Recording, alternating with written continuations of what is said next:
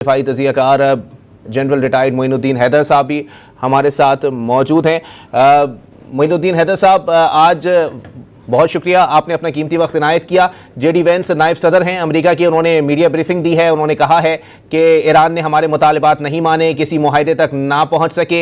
मुआहदे तक ना पहुंचना अमेरिका से ज़्यादा ईरान के लिए बुरी खबर है। अमेरिका ने ईरान को बेहतरीन डील की पेशकश की है, लेकिन जंग के दौरान तमाम ईरानी जौहरी तनसीबात तबाह कर चुके हैं। उन्होंने वाज़ेह तौर पर कहा है कि हमने मुज़ाकरात के दौरान बड़ी लचक का मुज़ाहरा किया है और हम ईरान के साथ किसी डील के बगैर वापस अमेरिका जा रहे हैं। ये सूरत हाल किस जानिब जाती हुई दिखाई दे रही है, क्योंकि काफ़ी खतरा मंडलाता हुआ दिखाई दे रहा है यहाँ तो? बात यह है कि मसले तो पेचीदे हैं, क्योंकि ये मतलब 47 साल पुराना है जो ईरान के साथ इनकी दुश्मनी है और उन्होंने सैंक्शन लगाई हुई हैं और मौके पर इनको वो कभी हमले कर देते हैं। ये तो है और मसले पेचीदे हैं, इसमें तो कोई शक नहीं। और कोई इस किस्म के जब मामला दो मुल्कों के दरमियान होते हैं जंग के, वो कोई एक मीटिंग के अंदर रिजॉल्व नहीं हो सकते।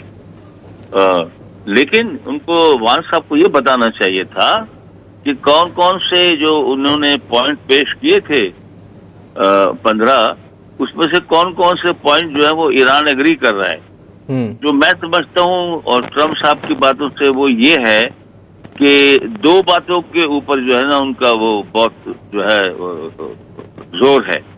एक तो ये न्यूक्लियर वेपन्स ना बनाए और न्यूक्लियर एनरिचमेंट जो है ना वो 3-4% से ज्यादा ना करे, जो वेपन ग्रेड पर ना ले जाए। तो एक तो इनका ये है।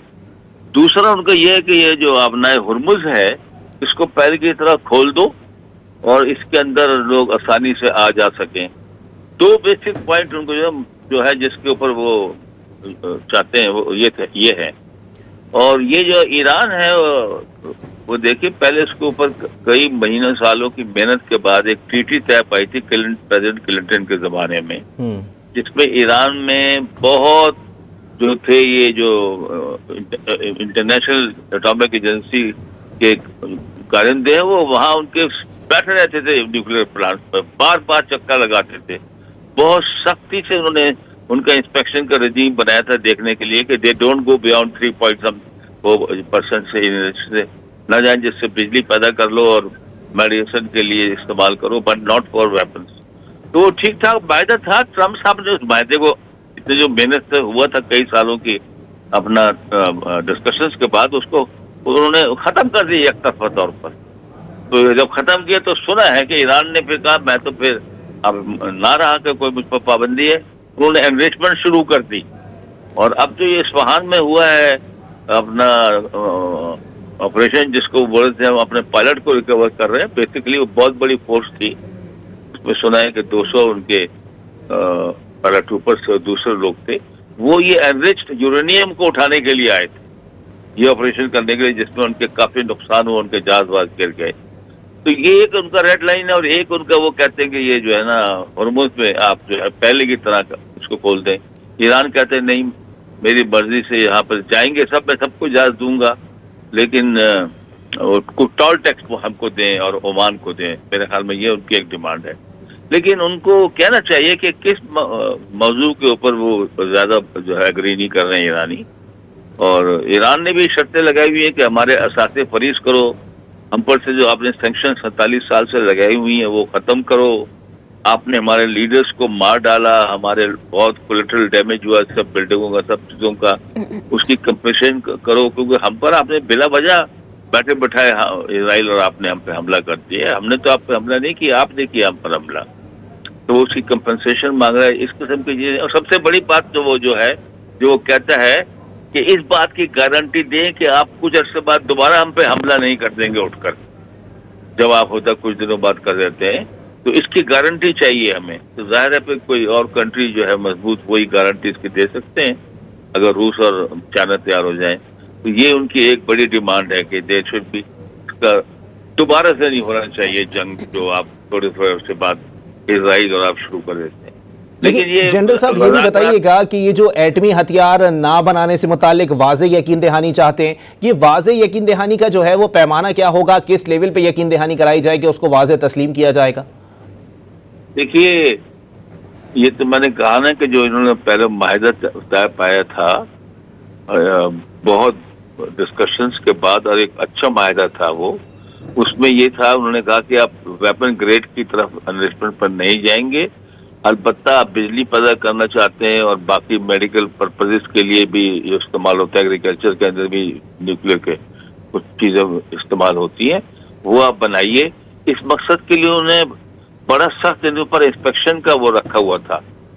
जो इंटरनेशनल एजेंसी है, एटॉमिक एजेंसी, उनके इंस्पेक्टर आके वहाँ वक्तन फक्तन छापे मारते रहते, देखते रहते थे। तो मतलब कि एक अच्छा सिस्टम कायम किया था ना, वो ट्रम्प साहब ने खत्म कर दिया। अदरवाइज तो वहां पर वो एनरिचमेंट नहीं हो रही थी। और उन्हें फतवा भी दिया था इमाम जो खमानाई ने कि हम एटॉमिक हथियार नहीं बनाएंगे, तो फतवा भी दिया था उसने।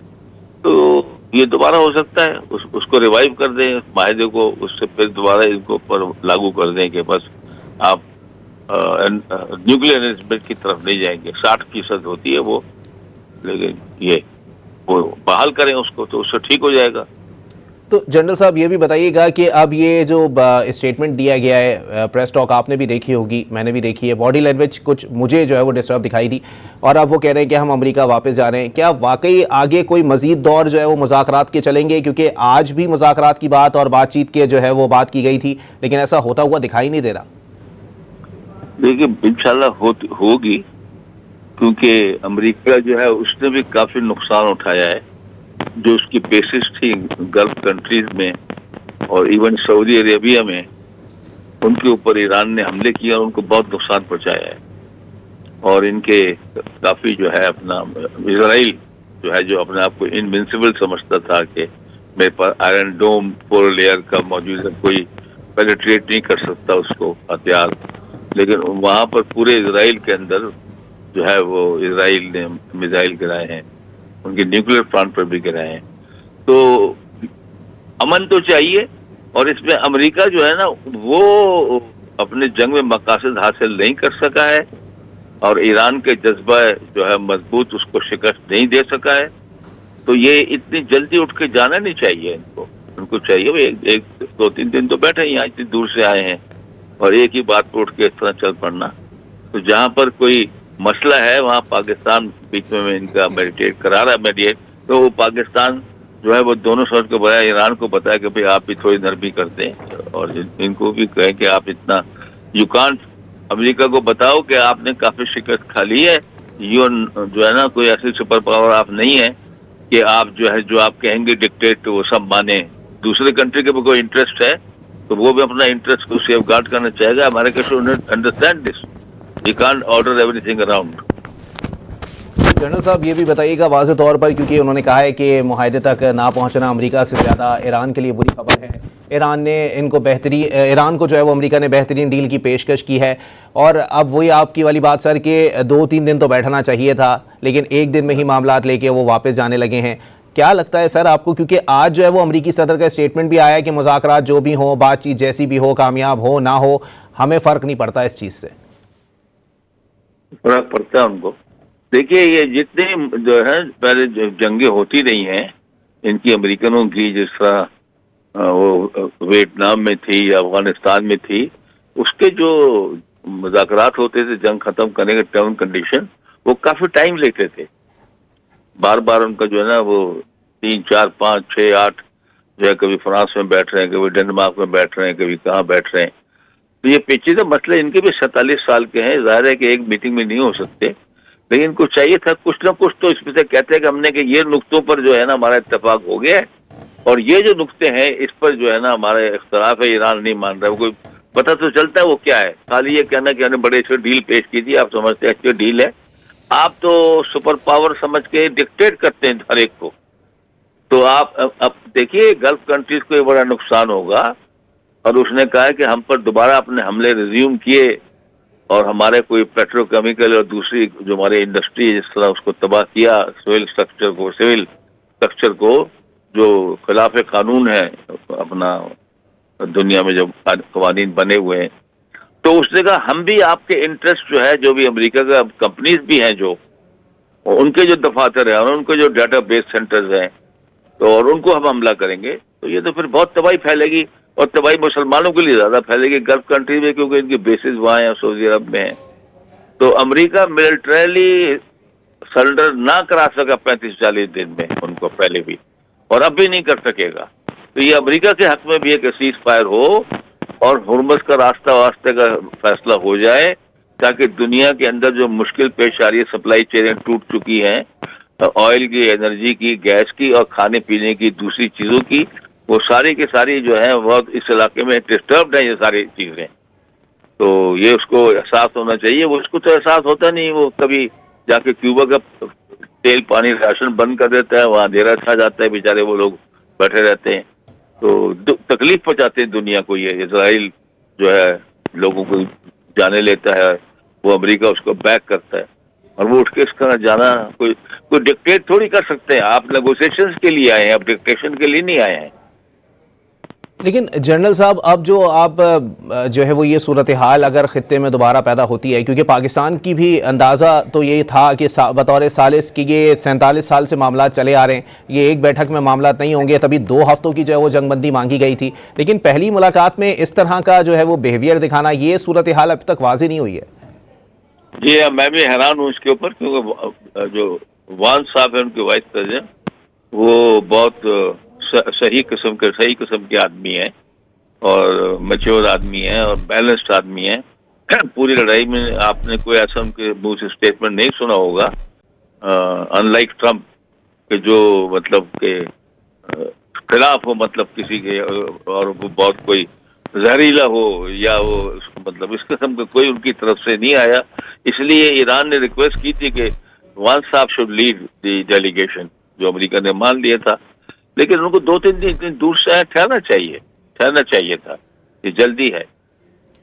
लेकिन जनरल साहब, अब पाकिस्तान का क्या किरदार रहेगा बतौर सालिस, क्योंकि पाकिस्तान की दरखास्त पे ही 12 रोज़ा जंगबंदी। पाकिस्तान तो फिर कोशिश करता रहेगा कि इनको फिर मेज पे दोबारा बिठाए, पाकिस्तान तो फिर कोशिश करता रहेगा। तो जनरल साहब, वाज़ेह तौर पर ये मैसेज है कि जी ये 12 रोज़ा अगर जंगबंदी है तो एक और मुज़ाकरात की जो है वो गुंजाइश मौजूद है, एक और बैठक की गुंजाइश मौजूद है, और मेरी नज़र में 1 या 2 बैठक तो मामले को हल नहीं कर पाएंगी, क्योंकि 47 साल की दुश्मनी है। देखिए, होता ये है कि जो अमेरिका की मैंने बताया था कि 10 पॉइंट या 15 पॉइंट जो भी हैं, उसमें 2 पॉइंट जो है ना वो उनकी बातों से पता चलता है, और वो सही भी है। एक तो न्यूक्लियर थ्रेशोल्ड क्रॉस ना करें, और दूसरा अपना हुर्मुज़ को खोल दें। ये 2 बातें, और इसके अलावा ये पॉइंट बहुत हैं, लेकिन ये 2 बेसिक पॉइंट्स हैं। तो इनके ऊपर अगर कोई हो जाता बातचीत कि किस तरीके से टॉल लेकर हम इसको हुर्मुज़ को खोल देते हैं, और वो कह रहे थे ठीक है, अब वो पहले वाली जो थी हमने बहुत मेहनत से जो बनी थी पहले हमारे कंट्रोल करने के लिए न्यूक्लियर की फैसिलिटीज को, उसको दोबारा लागू कर दें। तो ये 2 बातें तो फिर होती अगर तो बहुत बड़ी पेशरफ्त हो जाती है, और इससे फिर सीज फायर भी एक्सटेंड और हो जाता। और बाकी छोटी मोटी बातें जो ईरान कहते हैं मेरे एहसास आपके बैंकों में हैं, जो आपने फ्रीज कर दिए थे वो हमें वापस करें। वो कहता है आपने हम पे सैंक्शन लगाई हुई हैं, ना हम अपने आसानी से कुछ चीज बेच सकते हैं, ना ट्रेड कर सकते हैं, वो हटाएं। तो ये भी ईरान के पॉइंट्स थे 2। तो मतलब ये है कि बहुत ही एब्रप्ट किस्म का मतलब उन्होंने एक्शन दिखाया, this is not expected from them. तो उनको बैठना चाहिए था और कुछ ना कुछ हासिल करते, डिस्कशन करते, हासिल करते। और पाकिस्तान तो कोशिश करता रहेगा दोबारा इनको साथ बैठाने की। लेकिन जनरल साहब, ये भी मुमकिन है कि इस वक्त को ही दोबारा इसी पीरियड के अंदर जो है वो दोबारा बैठाने के लिए इस्लामाबाद का राब्ता हो सकता है व्हाइट हाउस से। देखिए, राब्ता तो अभी है ना, और वान साहब ने ब्रीफ किया होगा ट्रम्प को कि यहाँ पर ये पेशरफ्त हुई है, ईरानी ये इस पर अड़ गए हैं या कुछ हो गया, नहीं मान रहे हैं। तो उस पर उनको होगा अच्छा फिर ठीक है, इसको बताने के लिए कि आपको नुकसान ज्यादा होगा और आ जाओ। ये भी उनकी एक मतलब की स्ट्रेटेजी है उनकी, ये बताने के लिए। हाँ, लेकिन मेरे ख्याल से इनको फिर दोबारा करनी पड़ेगी मीटिंग। इतनी दूर से आना, इतने सारे आदमियों को फिर वो थोड़ा सा जो है ना, और एक ही दिन में चल पड़ना, तो अजीब लगा मुझे तो। ठीक है, बहुत शुक्रिया। जनरल रिटायर्ड मोइनुद्दीन हैदर साहब हमारे साथ मौजूद थे। अपने